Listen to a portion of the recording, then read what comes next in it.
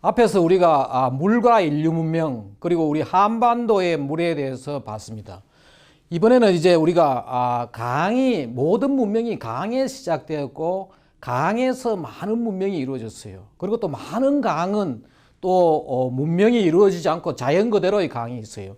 그래서 우리가 강을 크게 이렇게 문명강과 자연강, 영어로는 이렇게 cultural river 또 이 내추럴 리버 이런 식으로 나눠요. 그래서 우리가 흔히 이런 이야기를 합니다. 인류 문명은 강에 시작되었고 강을 길들이면서 발달해왔다. 그리고 문명이 발달된 여러 강들이 있지만은 대표적으로 우리가 런던 템즈강이라든지 또 뉴욕의 허드슨강, 파리의 샌너강 이런 데는 인류 문명이 아주 현대 문명이 아주 발달한 그런 곳이죠. 대신에 이제 브라질 아마존강 같으면은 자연 그대로의 강이에요.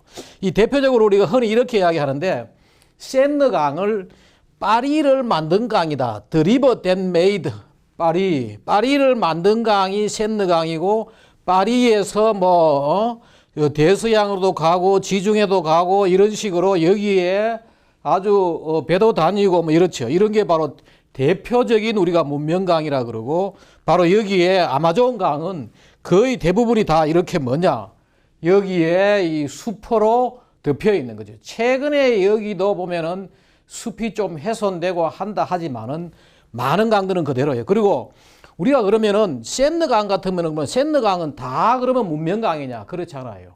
그 중에 일부가 이제 이 구역이 문명화된 것이고 여기에 나오는 지류들은 그대로 자연 상태로 그대로 남아있죠. 그래서 우리가 같은 강이라도 문명강으로 된 구역이 있고 자연강으로 남아있는 그런 구역이 이렇게 나누어서 우리가 흔히 이야기를 해요. 근데 이 문명강은 어떻게 해서 우리가 문명강이냐? 문명강은 문명강 나름대로의 기능이 있어요. 우리가 흔히 이야기하기를 문명강의 7대 기능이라고 해요. 왜? 문명강은 뭔가 사람이 산다는 거죠. 사람이 살기 위해서는 홍수를 막는 이 치수 문제. 우리가 거기다가 물을 끌어와야 되죠. 우리 생활용수, 농업용수, 또 그 다음에 산업용수, 각종 물을 끌어오는 물을 이용하는 거죠.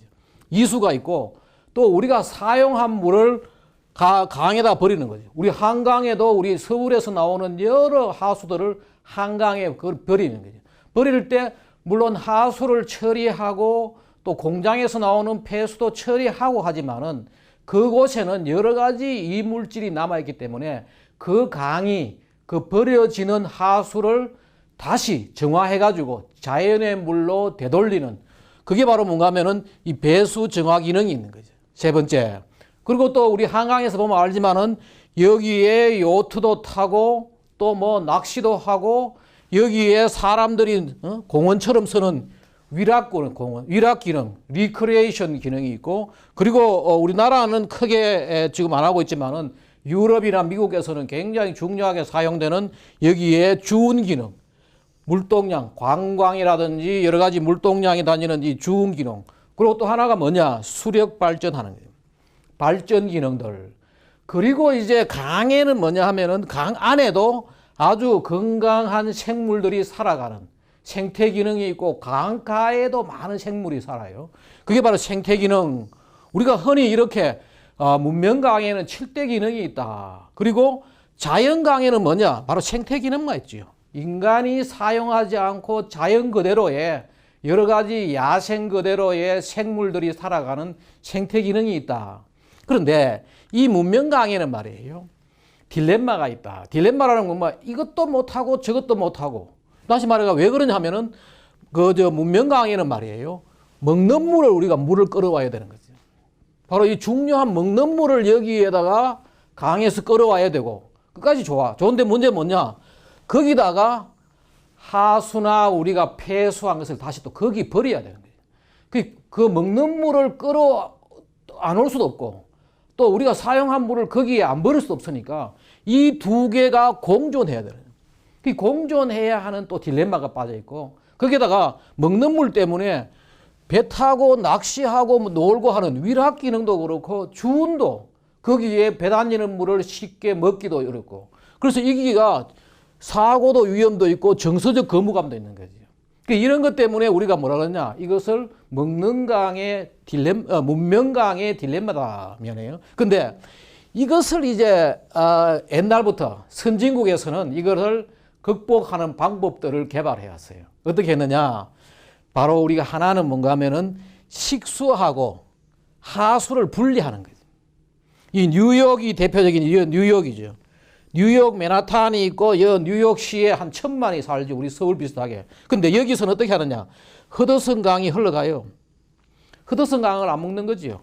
허드슨 강 여기는 버려지고 별로 정서적으로 문제가 있으니까 여기에 멀리서 여기에 자기들은 먹는 물을 이렇게 끌어오는 거예요.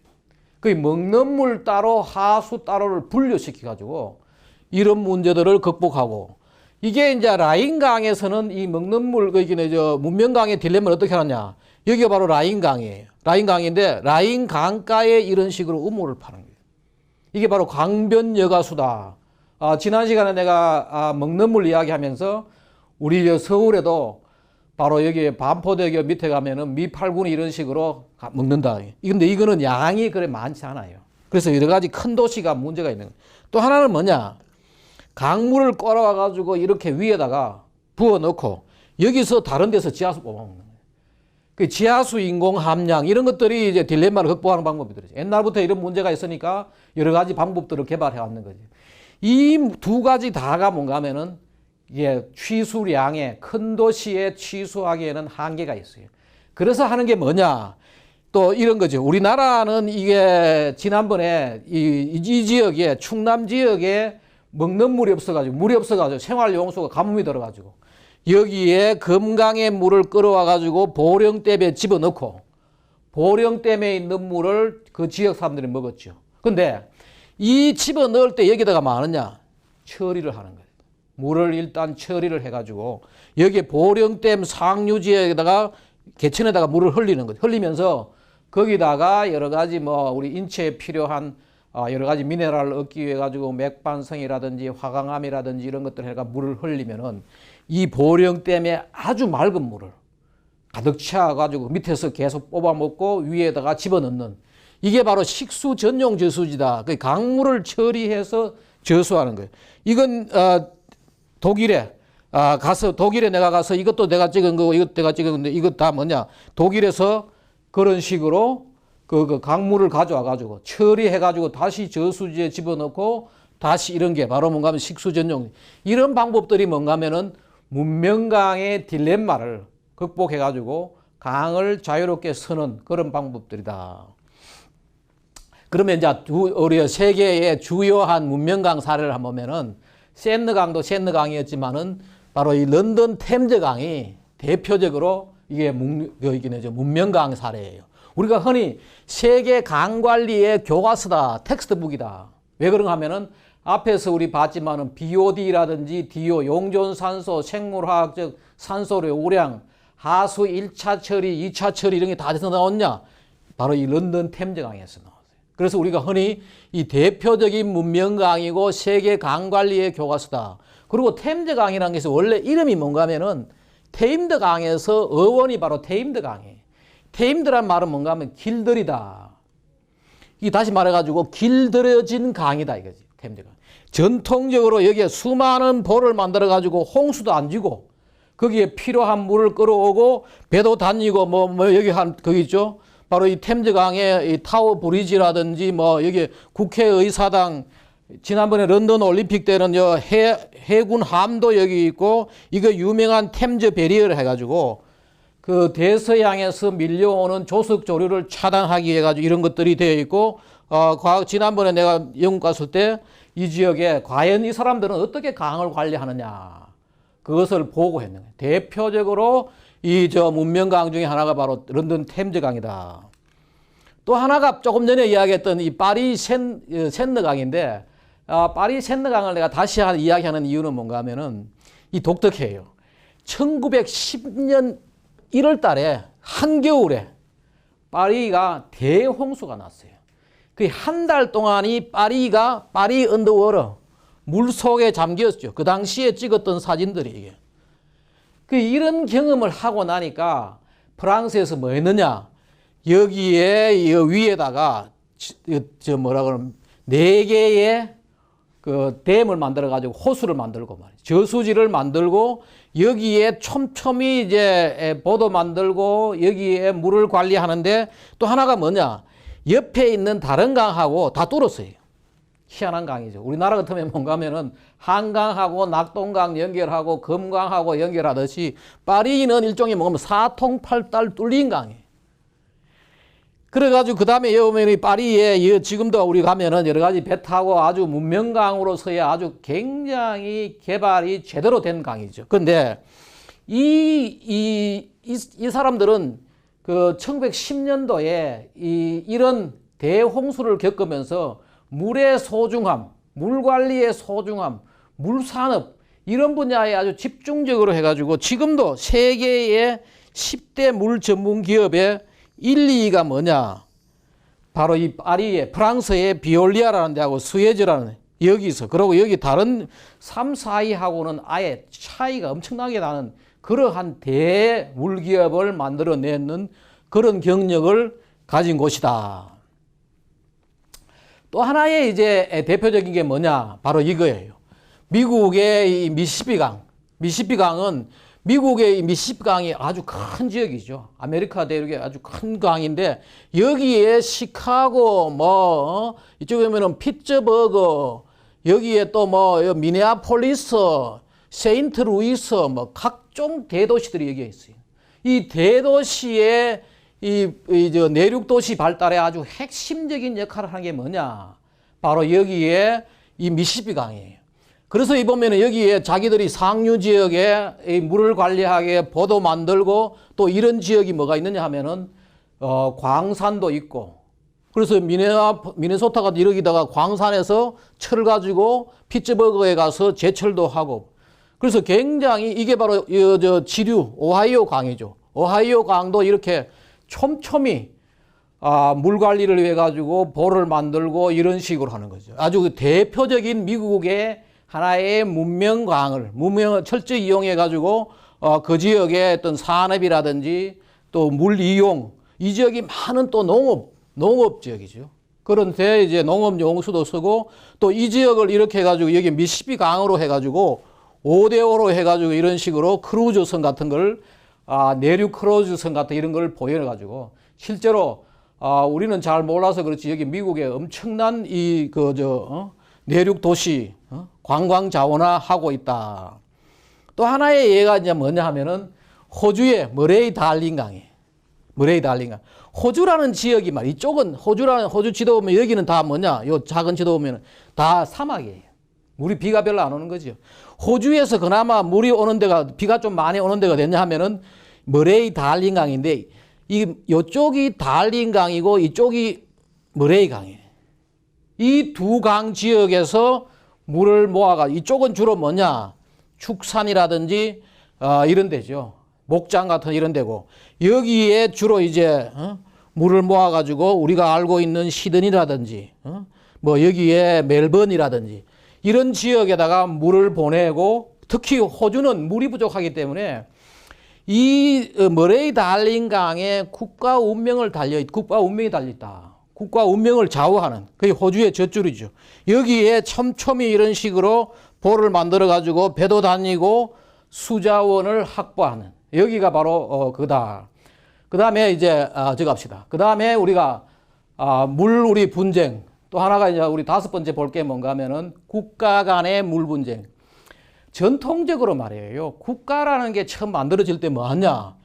물 관리를 잘해 가지고 그 지역에 식량을 생산하게 해서 학생들 아마 맨 처음에 우리가 인류 문명의 3대 인류 역사의 3대 혁명이 있었다. 하나는 뭔가 농업혁명, 하나는 도시혁명, 하나는 이제 산업혁명인데 바로 도시혁명이 뭔가 하면 국가가 만들어지는 거예요. 작은 촌락들이 모여가지고 국가가 만들어질 때 국가가 왜 만들어졌느냐? 그 중에 하나가 뭐냐? 집단적으로 물 관리를 하기 위해서. 그래서 이 국가 형성 원인 중에 하나가 뭔가 물 관리를 위한 거죠. 그런데 그러다 보니까 이제 거기서 서로가 물을 끌어서고 이런 문제가 있는 거죠. 그러다가 이 물 분쟁은 말이에요. 인류 역사와 함께 오래전부터 시작됐다. 왜? 물을 끌어가야지 이 의식주를 해결하기 때문에. 뒤에 우리 나오겠지만 말이에요. 의식주를 해결하기 때문에 가는데, 그래서 전통적으로 뭔가 하면 물을 사이에 두고 서로가 물을 끌어가겠다고 경쟁을 하게 된 거죠. 그래서 우리가 나온 게 뭔가 하면 우리 영어로 라이벌이란 말, 경쟁자라는 말이 뭔가 하면은 강에서 나온 거죠. 강을 사이에 두고 서로 물을 끌어가는. 그래서 이게 오래전부터 강 사이에 두고 치수 경쟁을 하다가 경쟁자라는 라이벌이 나온 거죠. 그리고 이러한 것들이 끊임없이 물 때문에 작은 나라, 작은 옛날 부족 국가들이 전쟁도 하고 한 거죠. 근데 20세기에 와가지고 제대로 된 물전쟁이 한번 일어났어요. 이게 어딨냐? 1967년도에 요르단강의 물전쟁이 있어요. 원래 시작은 뭔가 하면은 이스라엘하고 시리아가, 이스라엘이 시리아를 공격을 했어요. 보면 여기다 1967년 6월 5일 이스라엘이 시리아를 전면 공격한 거예요. 그리고 6일 만에 이스라엘이 이긴 거죠. 근데 공격을 하니까 여기에 붙어 있던 요르단이라는 나라하고 이집트도 이 시리아를 도와가지고 같이 이스라엘을 공격했어요. 그런데 결국은 뭔가 하면 이스라엘이 다 이긴 거죠. 이겼는데 이 유명한 전쟁이 왜 이게 일어났는가 하면은 말이에요. 이스라엘이라는 나라가 물이 부족하고 이런 나라인데 여기 갈릴리 호수로부터 이런 식으로 내셔널 워터 캐리어라 해가지고 여기에 이스라엘은 말이에요. 우리나라의 고속도로망처럼 여기서부터 뭔가 물이 흐르는 큰 물관로가 있는 거죠. 근데 이 물이 다 뭔가 하면 갈릴리 호수로 가지고 전국을 공급을 하는 거예요. 공급을 하는데 어떤 일이 있었는가 하면은 여기에 시리아가 이 갈릴리 호수의 상류에 도로는 하스바니 강하고 바니아스 강의 물을 여기다가 야르묵 강으로 뽑아내버린 거예요. 다시 말해가 여기에 이것이 이스라엘에서는 수자원인데 이스라엘 수자원으로 못 가게 상류 지역의 물을 다른 곳으로 돌린 거죠. 이걸 알고 이스라엘이 전면 공격을 해가지고 이게 뭔가 하면 시리아가 요르단강 상류 물길을 차단하자마자 이스라엘이 전면 공격해가지고 아주 전쟁이 일어나가지고 6일 만에 대승을 하고 보면 봐요. 전쟁이 끝났는데 토탈 이스라엘 빅토리. 이스라엘이 승리했다. 이게 지금 20세기에 제대로 남아있는 유명한 물전쟁이에요. 근데 이 물전쟁이 지금도 곳곳에서 일어날 위험이 있다 그러죠. 근데 다국적 강을 그러면은 어떻게 그러면은 국제적으로 협력을 하느냐 보면은 말이에요. 지금 전 세계 우리가 이렇게 이야기해요. 다국적 하천, 크고 작은 것들이 다국적 강들이 몇 개가 하면 216개. 아프리카에 64개가 있고, 아시아에 60개, 유럽에 68개, 북아메리카에 46개, 남아메리카에 38개. 이런 식으로 다국적 강이 있고, 그 중에 뭔가 하면은 지금 육지의 유역이 지구 육지의 46%가 뭐냐? 지구에 있는 육지 중에서 46%의 다국적 강이 흘러가고 있다는 거예요. 트랜스바운더리 리버 베이지라 해가지고. 굉장히 우리나라 같으면 뭐냐 하면 두만강 같은 것들이 바로 그거죠. 다국적 강이죠. 이런 식으로 돼가 있는데 여기에 물 전쟁을 하지 않고 서로 협력해서 하기 위해 가지고 지금 여기 보면은 지금 최근에는 더 많이 늘어났을 거예요. 145개의 국제 협약도 이루어졌다. 그 중에 큰 부분을 차지한 게 뭔가 하면 수력 발전, 상하류에서 수력 발전을 하기 위해 가지고 이 국제 협약이 만들어졌고, 또 물 사용, 또 홍수를 방지하기 위해 가지고, 또 이 산업에 거기에 있는 물들을 산업에 할당하기 위해 가지고 산업 할당 문제, 그다음에 배가 다니는 주운 문제, 그다음에 여기에 보면 오염, 폴루션, 수질 개선을 위해 가지고 국가와 국가 간의 협약들, 그다음에 이런 식으로 여러 가지 국가 간의 수자원 협정을 지금 하고 있는 거죠. 대표적인 게 바로 라인 강이라든지 이런 데죠. 이걸 하고 있고, 근데 이 다국적 강을 이용하는 데는 중요한 원칙이 하나 있어요. 그게 뭐냐? 동등 이용의 원칙이에요. Principle of Equal Use. 강이 있은 말이에요. 강 상류에 있는 나라하고 하류에 있는 나라가 동등하게 이용하자. 만약에 이런 강이 있다. 만약에 이런 강이 하나 있으면은 A라는 국가가 이만큼 차지하고 80%를 차지하고 B라는 국가가 20%만 차지했다. 하지만은 이 강에서는 권리는 뭔가 하면은 A강과 B강이 동등하게 이퀄로 이용하게 되어 있다는 게 뭔가 하면은 바로 이 원칙이에요. 그 다국적 강과 같은 자연 자원을 공유하는데 2개 이상의 국가는 동등하게 이용한다. 그리고 상류의 강 이용이 하류의 강 이용에 실질적 피해가 안 가도록 해야 된다. 그게 뭔가 하면은 다국적 강 이용의 기본 원칙이에요. 이게 언제 그러면 1966년도에 핀란드 헬싱키에 모여가지고 이게 뭔가 하면 헬싱키 룰이에요. 헬싱키 룰. 그래서 지금까지 다국적 강의 관리를 위해 가지고 국가 간에 지켜져야 할 게 뭐냐? 바로 이 헬싱키 룰이에요. 그리고 동등 이용의 원칙. 이것을 지켜가면서 하고 있고 이것을 아주 성공적으로 하고 있는 나라가 됐냐? 곳이 어딨냐 하면 바로 중부 유럽의 라인강이에요. 라인강. 이 라인강은 말이에요. 7개 나라. 여기 보면은 뭐 오스트리아부터 해가지고 스위스, 독일, 프랑스, 룩셈부르크, 벨기에, 네덜란드 이 7개 나라의 6천만이 여기에 살고 있는 거예요. 살고 있으면서 이 협약을 잘 유지해가지고 지금까지 수질 개선이라든지 물 이용에 아주 중요한 역할을 하고 있다. 그리고 이게 뭔가 하면은 유럽 산업화의 중심축이 되고 있다. 그리고 우리가 흔히 이렇게 이야기해요. OECD에 가입한 나라의 화학 공장의 10 내지 20%가 여기에 있다는 거예요. 굉장히 산업화된 그러한 곳이다. 근데 이 지역에서 이 7개 나라들이 이 협약을 잘 하면서 물 관리를 잘 해가지고 굉장히 성공적으로 하고 있다는 거예요. 하나의 예를 들면 우리가 주목해야 될 나라가 몇 가지 있지만은 네덜란드 같은 나라 우리가 주목할. 네덜란드가 뭐냐? 최말단이에요.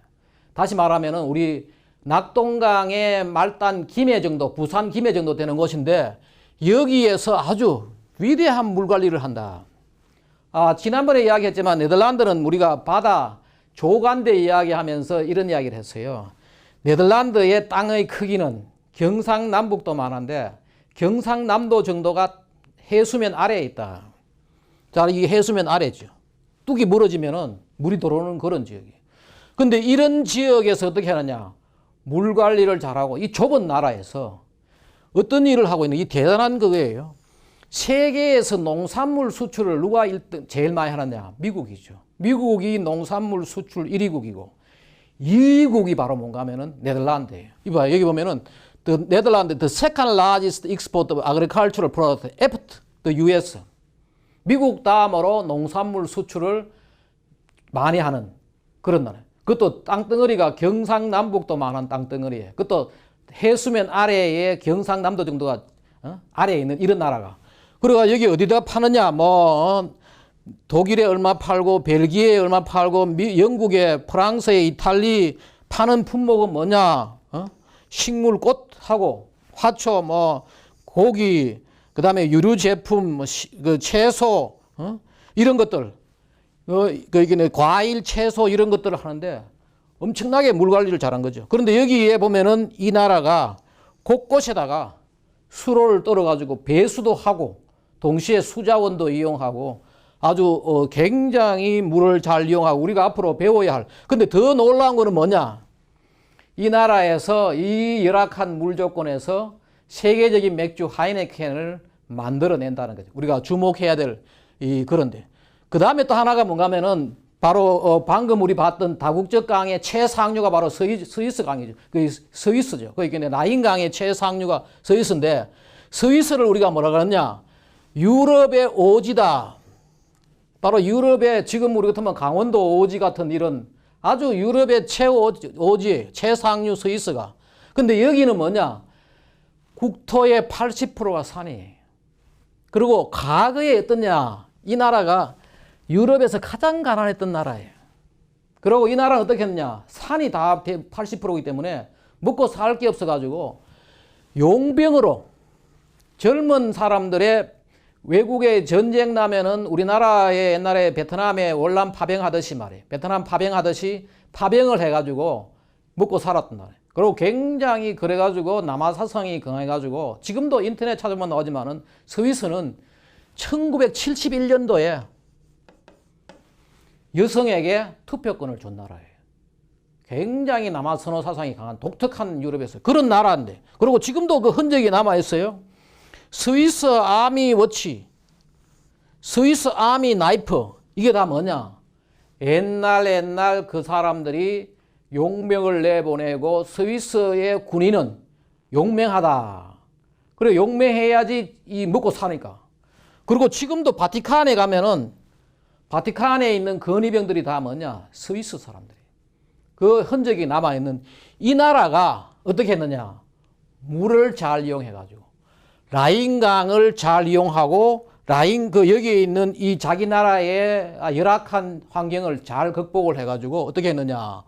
바로 지금 유럽에서 말이에요. 1인당 GDP가 83,000불이에요. 거의 뭐 2위 정도, 세계 2위 정도. 이런 정도의 나라가 된 거죠. 된 게 뭔가 하면 여기에 라인강에 이런 식으로 여기서부터 북해까지 이런 식으로 라인강을 이용해가지고 물길을 이용하고 이 지역을 뭐냐? 정밀 기계, 시계 같은 거죠.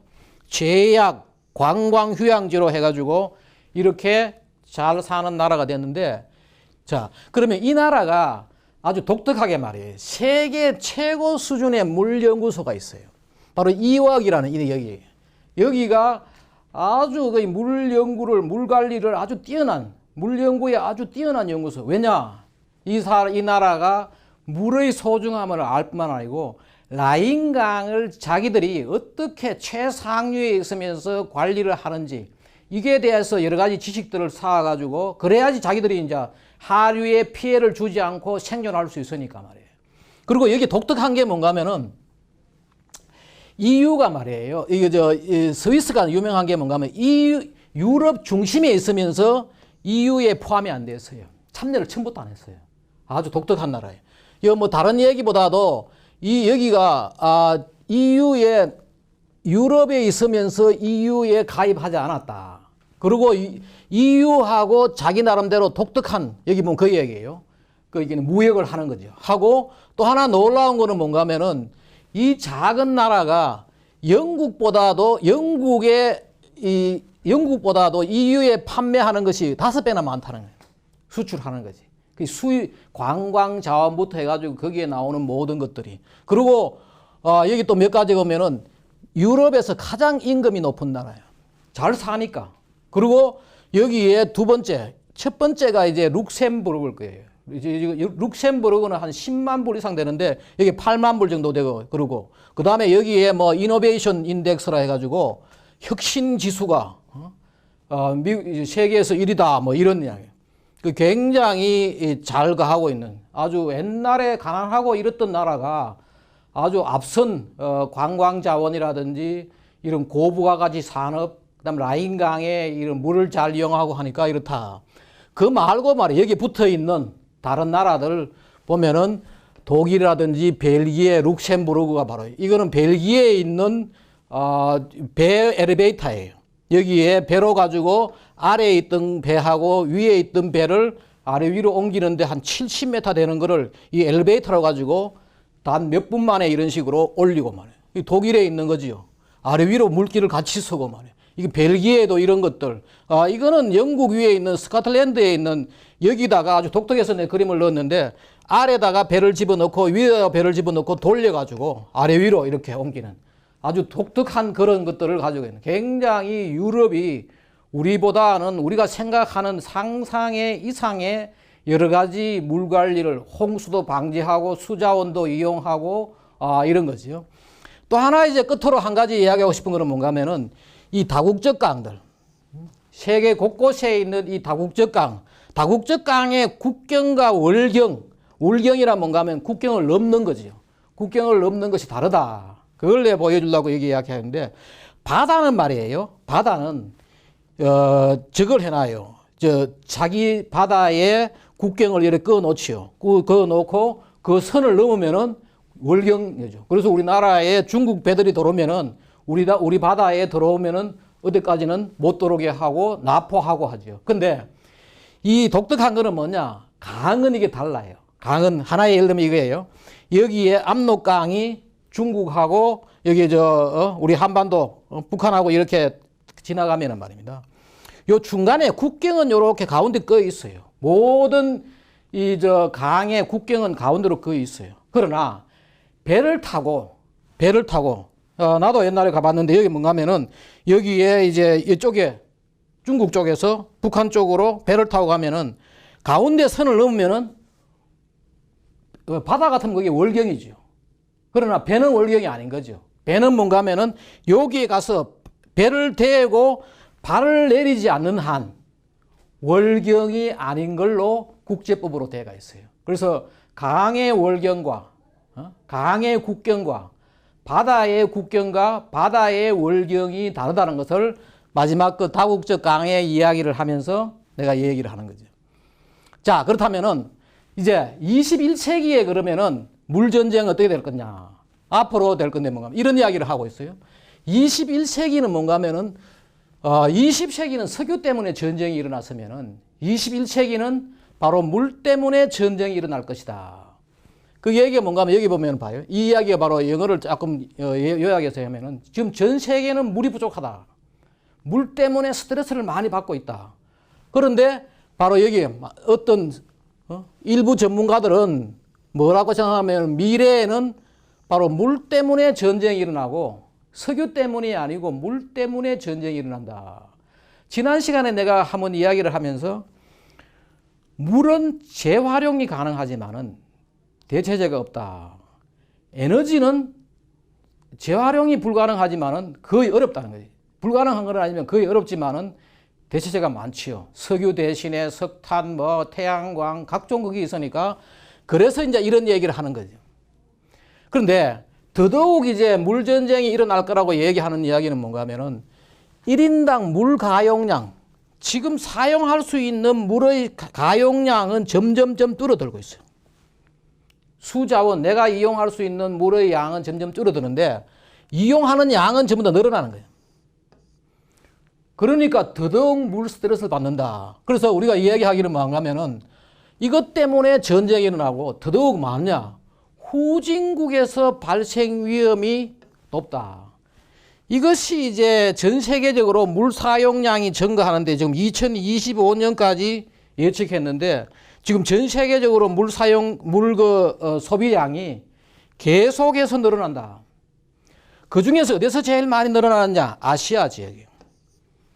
아시아 지역이 산업화가 되고 하면서 그리고 인구가 많죠. 인도라든지 중국이라든지 그리고 문명이 발달하면서 계속해서 물 사용이 늘어나고 아시아 지역이 계속 늘어나고 있고 일부 북아메리카라든지 유럽도 일부 늘어나지만은 이 아시아 지역에서 물 사용량이 계속 늘어나고 또 일부 지역에서 물 사용량이 계속 늘어나는데 이것 때문에 이제 물 전쟁이 일어날 위험이 특히 후진국에서 많이 일어나는데 그 이유가 바로 뭐냐?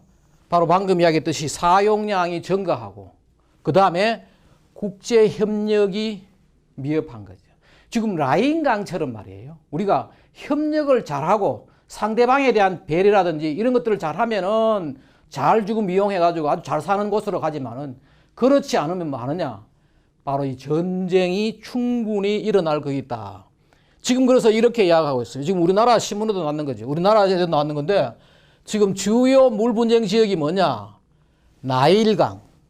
바로 이 나일강 내가 이었는데 이 나일강을 보면은 이집트가 있고 위에 수단이 있고 에티오피아가 있고 그 다음에 여기 우간다 각종 나라 특히 이집트는 말이에요. 자기 나라의 운명을 위에 상류 지역에 물 공급에 달려 있어요. 그래서 지금 이집트는 자기 지역에 필요한 물이 위에서 차단되면은 항시라도 전쟁할 각오가 되어 있다고 선포까지 하고 있는 그런 상황이에요. 굉장히 물전쟁이 날 위험이 큰 나라예요. 그래도 요르단강 지난번에 한번 났지요. 그 다음에 유프라테스강, 티그리스강 여기는 뭐 이 강 때문이라기보다도 다른 이유로 계속 전쟁이 있고 하는 중동 전쟁이 있고 하는 그런 그리고 또 하나가 뭔가 하면 겐지스강 역시 중요한 지금 물 분쟁 지역이다. 여기 인구가 늘어나고 하니까 물 사용량이 늘어나고 하니까 그렇고 또 하나가 뭐냐? 메콩강이에요. 바로 메콩강 봐요. 시작은 중국이에요. 시작은 중국인데 중국에서 뭐 라오스, 타일랜드, 캄보디아, 베트남까지 여러 나라들이 걸려 있어요.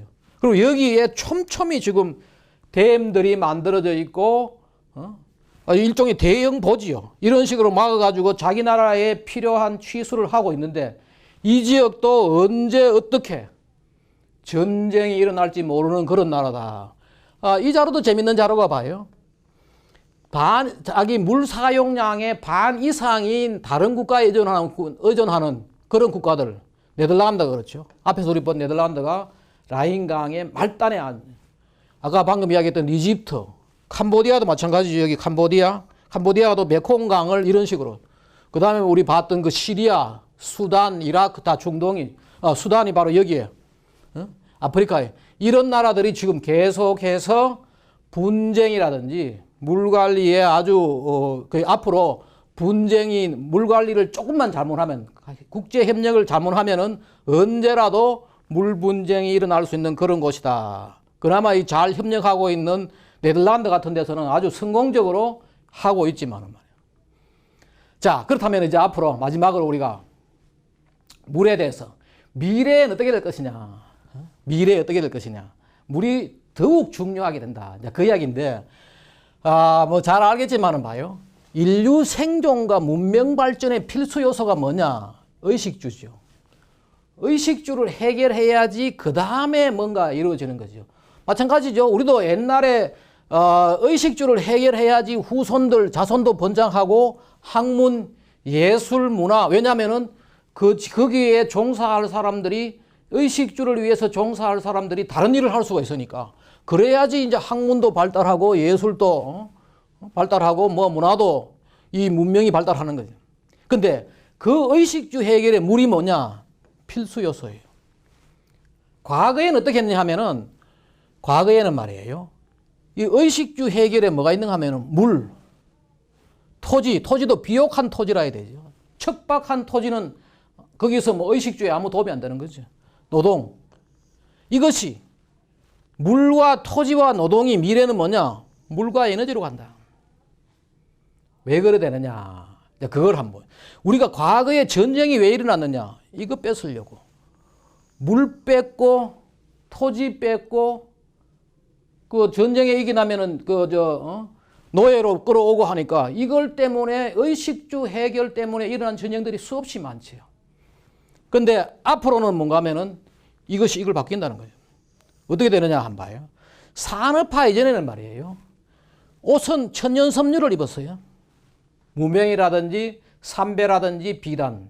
과거에 다 이걸로 가지고 의를 해결했죠. 이걸 하기 위해서는 뭐냐? 물, 토지, 노동이 필요했어요. 왜? 무명 키우고 비단 키우고 비단 삼배 무명을 얻어내려고 그러면 뭐예요? 다 식물을 키워야 되는 거예요. 비단도 마찬가지죠. 뽕을 키워야지 누에가 자라고 말해요. 바로 그렇죠. 그 다음에 식량도 뭐냐? 바로 물, 토지, 노동이 필요한 거예요. 그리고 주택도 봐요. 여기 보면은 집도 땅이 필요하고 노동이 있어야 집을 짓고 또 그러기 위해서 물이 필요하고 다 이게 되는 거예요. 바로 토지가 중요한 거죠. 그런데 산업화를 거치면서 어떻게 되느냐? 화석연료가 노동을 대체하게 됐어요. 잘 살게 된 것도 산업화 이후에 잘 살게 되는 것도 다 뭐냐? 여기에 바로 뭔가 하면은 화석연료가 노동을 대체해 나가니까 거기다가 이런 산업화가 바로 이 스팀 엔진을 통해 일어나고 그 다음에 여기 보면은 뭐 상하수도 이런 기술들이 앞에서 우리 봤죠. 잔 릴이라는 사람이 이 상수도 기술, 염소 소독하는 이런 것들을 상하수도 그 기술이 나오고 그다음에 교류 전기를 이 니콜라 테슬라는 이런 사람들이 가고 나일론이 나왔죠. 나일론이 화학 섬유가 나오고 하는 바람에 어떻게 됐느냐? 과거에는 이 물토지 노동에 의존하던 의도 말이에요. 화학 섬유가 나옴으로 해가지고 물과 에너지가 있으면 땅으로부터 자유로워야 됩니다. 산업화 이후에. 하지만은 산업화 이후에서도 식량 많은 물, 토지, 그리고 에너지로 가지고 농업 기계화가 되죠. 여전히 토지가 필요했고 물이 그거 됐죠. 그런데 뒤에 한번 봐요. 지금 미래는 어떻게 될 것이냐. 집도 말이에요. 빌딩이 이제 산업화 이후에 왜냐하면 상하수도 기술, 전기와 이 상하수도 기술 때문에 빌딩이 생긴 거죠. 아파트가 생긴 거죠. 만약에 여기에 전기와 이 상하수도가 안 했으면 지금처럼 이렇게 저걸 이제 아파트를 못 짓고 사는 거죠. 그리고 사무실, 공장 이런 게 다 뭐냐? 이 지금 물, 토지 노동에서 물과 에너지가 있으면은 되는 거죠. 그 사이에 또 여러 가지 혁신 기술들이 나와가지고 지금 뭐 자동차, 뭐 각종이 정보통실, 각종 혁신 기술들이 나와가지고 인류의 의식뿐만 아니고 복지에 많은 기여를 해가지고 인류가 굉장히 많은 일을 할 수 있게 된 거죠. 근데 미래는 어떻게 될 거냐? 미래에 또 하나의 많은 사람들이 예측을 뭘 하느냐 하면은 지금 그 LED 등 우리 저어서 봤죠? 에너지 절약할 때 봤죠? 이게 어떠냐? 저렴하게 태양광 파장을 만들어낼 수 있는 열 발산을 줄여가지고 또 하나가 뭐냐? 인공지능이 실용화가 된다고요. 되면은 이게 어떻게 되느냐 하면은 앞에서 봤듯이 의도 이 지금 물과 에너지로 식도 이제 이게 물과 에너지로 가능하다. 물론 그 전에 이게 지금 뭔가 하면은 주도 말이에요. 주도 물과 에너지로 이제 지난 산업화 때 상당히 내가 빌딩에서 모든 게 다 이루어지고 말이에요. 전기와 상수도 기술 때문에. 그런데 이 지금 미래 사회는 식마저 말이에요. 식마저 물과 에너지로 가능하게 됐다. 그 이유가 바로 뭔가 하면은 식물 공장. 지금 캐나다에서 나왔어요. 캐나다 토론토에서 이 빌딩이 뭐냐면은 59층짜리 빌딩에서 3만 5천 명을 먹이 살려는 식량을 만들어내는 거죠. 지금 이런 것들이 이제 식물 공장이 만들어진다. 바로 이런 식으로 LED 등을 이용해가지고 그걸 하고 있고 또 하나가 뭐냐. 농업 기술이 지금까지 계속해서 발달해 왔어요. 이 자료가 보면은 상당히 재미있는 의미 있는 자료인데 미국에서 옥수수를 키우는 땅은 별로 늘지 않고 오히려 이때 줄었어요. 그런데 거기서 생산되는 옥수수는 뭐냐? 급속히 증가해서. 이게 바로 뭐냐? 농업 기술의 혁신이 일어나가지고 식량이 말이에요. 좁은 땅에서 어마어마하게 나올 수 있고 앞으로는 이 식물 공장에 의해 가지고도 굉장히 많은 것들이 여기 보면 이런 말이 나와요. 원래 있던 자료도 Decoupling of U.S. corn production from area farmed. 바로 이거예요. 여기에 사용되는 땅의 면적하고 생산이 완전히 분리되는 거예요. 토지로부터 이제 식량이 자유로워지는 거예요. 그래서 마지막으로 이제 우리가 물에 대해 가지고 물과 우리가 인류 문명에서 마지막으로 할 것이 뭐냐? 좁고 척박한 국토에도 물과 에너지만 있으면은 부강한 나라가 될 것이다. 그걸로 가지고 우리 주목해야 될 게 뭐냐 하면은 조금 전에 이야기했던 이 스위스란 나라, 유럽의 오지 스위스란 나라, 그 다음에 유럽의 라인강의 최말단인 네덜란드란 나라, 그리고 동시에 봐야 되는 게 뭐냐? 아시아의 오지 몽골이란 나라를 한번 봐요. 이 유럽하고 네덜란드는 말이에요. 이 라인강 말단과 상류에 있으면서 물 관리, 물을 잘 이용해가지고 이 라인강이 여러 나라들이 서는 이런 조건에서 잘 관리를 해가지고 지금 부자 나라가 됐고 농산물 수출, 좁은 땅에서 이국이 됐지만은 이 몽골이라는 나라 봐요. 아무르강 최상류에 있죠. 우리는 많은 사람들이 몽골이라는 데는 그냥 사막화가 돼가지고 계속해서 황산화 날아오는 것으로 알고 있지만 아니에요. 이 몽골이에요. 몽골은 지역에 따라 가지고 물이 폭포도 있고 수자원이 많은 이 지역에 몽골의 이쪽 끝에 가면은 사람들 물 수자원을 잘 관리를 하면은 국토에 부유한 나라가 될 수 있는데 물 관리에 아유 신경도 안 쓰고 그러다 보니까 지금 1인당 국민소득이 5,000불 이런 나라가 되어 있는 거죠. 그래서 마지막으로 이야기할 것은 뭔가 하면은 그 물의 세계사라는 책에 나오는 이 미국의 이 프랭클린 루즈벨트 대통령 장애인의 몸으로 사선을 했던 지금 역사상 없는 거죠. 4번이나 대통령이 되었던 이 사람이 했던 유명한 물 없는 국토는 아무런 쓸모가 없다. 결국은 우리가 물이 있어야지 거기에 여러 가지 의식주를 해결하고 산업을 발달시키고 문명을 발달시킬 수 있는 그러한 것이다. 그래서 이번 장에서는 내가 이야기하는 것은 뭔가 하면은 국가 발전에서 너무나 중요한 물이다. 그래서 우리가 물 관리를 국가에서 아주 중요하게 잘해야 된다. 그 얘기를 하고 이 장을 마치도록 하겠습니다. 학생들 수고했어요.